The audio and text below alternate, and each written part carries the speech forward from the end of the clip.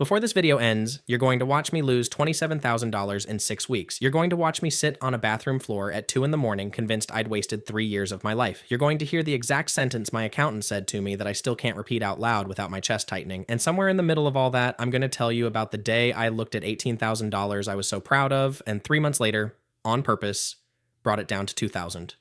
I know how that sounds.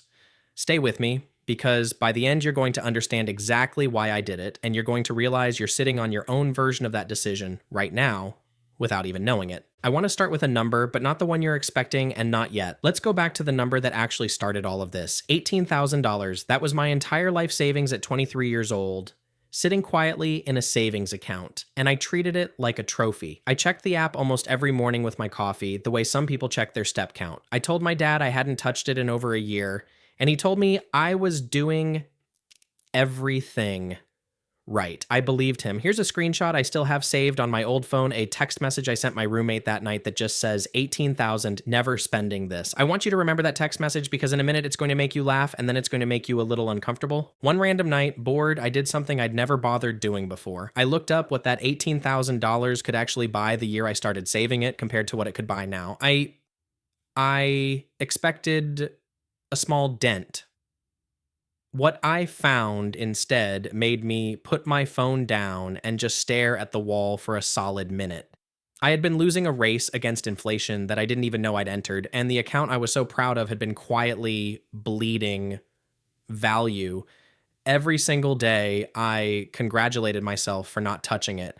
That night, I did the thing that probably sounds insane to you right now. Within 3 months, I had deliberately pulled that $18,000 down to $2,000, moving almost all of it into index funds and a small business idea I'd been too scared to fund. My own mother asked if I was having some kind of breakdown. I understood why she asked. From the outside, it looked like I was destroying my own safety net. From the inside, for the first time, I felt like I'd stopped being robbed in slow motion. But knowing where to put the money didn't fix the next problem waiting for me. And this one didn't come from a bank. It came from my own dinner table. At my own birthday dinner that year, I mentioned, half proud and half nervous, that I'd started skipping weekends out to build that business instead. There was a pause, then my closest friend since middle school laughed and said, "Must be nice to be Wall Street Wolf now." And the table laughed with him, and I laughed too, on the outside. Here's the moment that actually stuck with me though. I looked around that table at every single person still laughing, and a quiet, almost cruel thought crossed my mind. 5 years from now, I'll bet every person at this table is sitting in the exact same seat at the exact same table telling the exact same jokes. That thought scared me more than any market crash ever has, because it wasn't really about them. It was the fear that I might be one of them if I didn't do something different, starting that night. Over the following year, invitations quietly slowed down. Nobody excluded me on purpose. I had just become the mirror nobody wanted at the party. Now here's where things almost fell apart completely. And I promise you the twist coming is worse than you think. 2 years into building that small business, revenue finally started looking real. And I made a decision I was so confident about that I didn't ask a single person for a second opinion. I told myself I'd cracked the code. Passive income, money while I sleep. I hired someone to run daily operations and stepped back completely, proud of myself, telling people at parties that I'd built a machine. 42 days later, I opened the dashboard expecting good news and instead watched a graph that looked like it had fallen off a cliff. Revenue down almost 70%.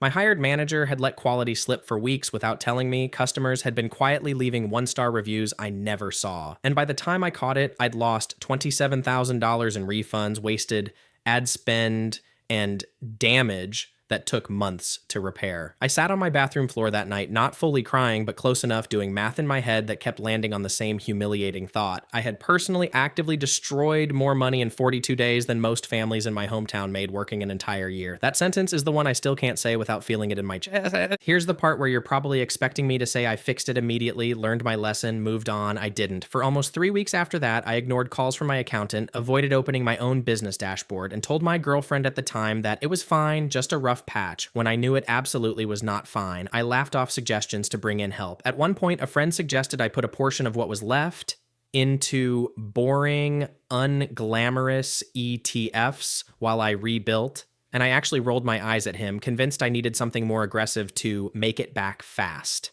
That single stubborn decision cost me almost another 8 months of slower recovery than I needed. I'm telling you this because the version of me people see in videos like this one is not the version of me that existed on that bathroom floor. That version was scared, embarrassed, and frankly, a little stupid about it for longer than he should have been. Around this same stretch of time, my parents were pushing me hard towards something else entirely, buying a house not for investment, just to live in. Stop throwing money away on rent, my dad said, almost word for word what his own father had told him. I got far enough to sit across from a mortgage broker with a pre-approval letter actually in my hand, and then, almost by accident, late one night, I ran the numbers on what that exact down payment could do inside the business I was still quietly rebuilding instead. I'm not going to tell you the number I found yet. I want you to sit with the uncertainty for a second, the way I sat with it that night, because the decision I made after seeing it is one of the 2 or 3 that everything else in this story depends on. Here's what stopped me cold. That down payment locked into a house would have grown at barely above inflation while chaining me to one city for at least 5 years, and every risky decision after that would have felt 10 times heavier with a mortgage payment sitting on my chest. I didn't buy the house. My parents were disappointed. An aunt actually called me reckless at Thanksgiving. For a lot of people in their 20s, buying too early doesn't feel like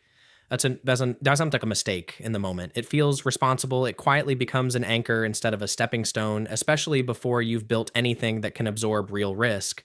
I rented for 3 more years while that decision compounded quietly in the background, completely invisible, until it wasn't. I need to be honest with you about something that connects almost every single one of these moments, because I didn't see the pattern myself until much later. It wasn't inflation that almost kept me poor. It wasn't the bank or my friend group or the housing market. Every single time I almost stayed stuck, comfort was the actual villain sitting quietly behind it. Comfort told me the savings account was safe. Comfort told me to laugh along at that birthday table instead of saying something honest. Comfort told me to ignore my accountant's calls for 3 weeks instead of facing 42 days of damage. Comfort told me the house was the responsible choice. Once I saw comfort as the actual enemy in every single one of these stories, I stopped fighting 5 different problems and started fighting one. 2 things happened close together that finished rewiring how I saw money entirely, and I'll keep this part quick because the next moment matters more. Sitting in my car outside a community college, a guy I barely knew asked me one simple question about the tax difference between working for a paycheck and owning a business, and I realized I didn't know the answer despite years of business classes. That gap embarrassed me enough to spend months studying it on my own.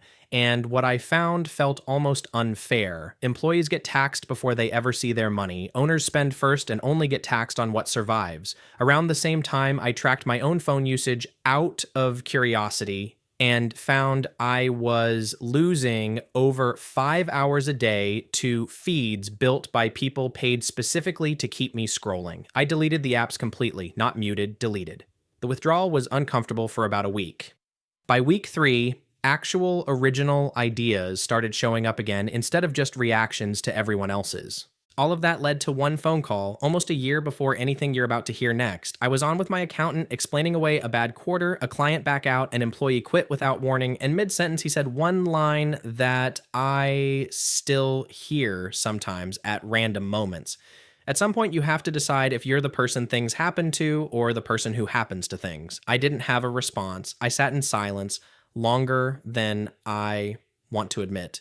That sentence forced me back through 3 years of excuses I'd quietly been making and made me realize almost every one of them was a door I'd walked through to avoid responsibility for something I actually could have controlled. Which brings us back to that hour in my car, the one I mentioned at the very beginning, staring at a screen. I'm going to tell you the number now, but I want you to notice something first. In the time it took to tell you this whole story, that number stopped being the point. $3,100,000 was sitting on the screen, and the first feeling that hit me wasn't pride. It was recognizing $18,000, me, birthday table, me, bathroom floor, me, mortgage broker's office, me, the parking lot call, the accountant's sentence, all of it, compounding into a number that never once felt like progress while it was happening. And here's the scary part, and it's not that most people never get here. It's that most people never even notice the exact moment they chose not to. Somewhere tonight, one of you is sitting on your own $18,000, feeling responsible while quietly losing ground.